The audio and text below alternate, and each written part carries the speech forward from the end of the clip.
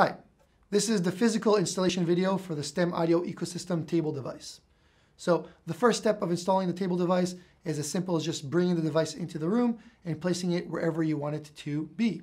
After that, you're going to go ahead and power the device by plugging it into a local network that supports PoE+.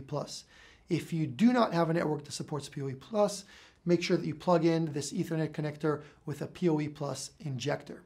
Once you're done doing that, it'll take the device a couple of minutes to boot up and turn on. When you hear the chime and the blue light that's turning will turn solid, you know the device is booted and ready to go.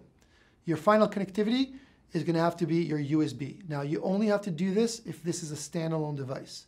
So if this is the only device in your room, you're going to go ahead and connect your USB-B connector directly to your PC that's running your video conferencing. If this is not a standalone device and it's one device out of a couple devices in the room, then you're basically done with this.